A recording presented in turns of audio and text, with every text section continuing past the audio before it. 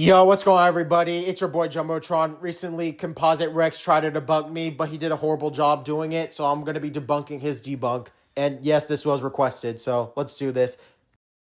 Where the hell did you even get that logic from?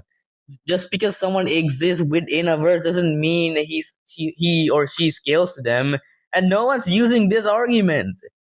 I literally had a debate with someone who used that argument, gang. Lock in. A crossover scaling works when you actually scale to the characters in the crossover. For example, Miku is in Battle Cats and she can actually harm the other Battle Cats, meaning she scales to them. Okay, you realize that's a game mechanic, right? By your own logic, Kratos being hurt by arrows means he's only human level at best. Or, for another example, Doomslayer being hurt by the lesser demons. Since Doomslayer is fifth to 6th dimensional, that means those said demons are 5th to 6th dimensional because they're able to harm him. Dear God, good sir. Canon does not equal to story canon. I could say Minecraft Steve isn't canon because he has no backstory. What is your logic, Jumbotron? First of all, you gotta specify this. This can mean many different things, by the way. Second of all, Steve does have lore.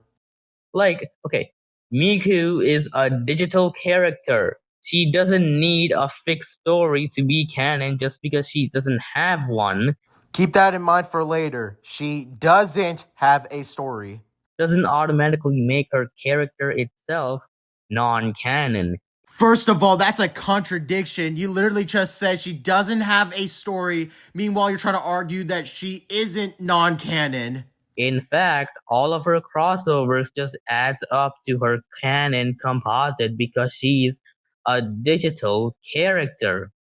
You literally just presuppose the fact that she doesn't have a story. That, by definition, is zero-dimensional. Her canon is a composite identity, not a single timeline. Still zero-dimensional. You tried arguing game mechanics and then proceed to even admit that she doesn't have a story. AKA, that makes her zero-dimensional by default. Do I really need to explain why? You know what's funny to me? The statement he just showed just supports my claim rather than his argument. Yeah, let's completely ignore the fact that it literally says she doesn't have a story. Like, what the fuck, man? So, yeah, I don't really think I need to go over that since my other arguments just covers that statement up. And it's funny seeing that how you're arguing that a being with a three-dimensional body is actually zero-dimensional. Gang, that was a fucking straw, man. I literally said that she's zero-dimensional in scaling. Holy fuck, man. I mean, that is some interesting logic, Dumbledore. Excuse me? You're saying that my logic is, quote, interesting? Yeah, let's completely ignore the fact that you try to use a game mechanic to try to scale her above human level. But the only argument you're using is just he's not canon. And you, my friend, were completely ignorant in this entire video. Even though she still has a three-dimensional body. Just quick question. How are you have the audacity to say that you're a teacher, meanwhile you committed 2 strawmans in this entire video? That's honestly crazy.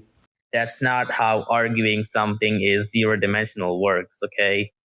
Okay, anyways, this should be it for the video. Well, I'm sorry, but I have to cut you off. In conclusion, this man in question tried to use game mechanics in order to scale Hatsume Miku. He even supposed the fact that she isn't non-canon and still try to argue that she isn't canon. Not only that's a contradiction itself, but he also committed 1 Hitchens razor fallacy and 2 strawmans in this entire video. So congratulations.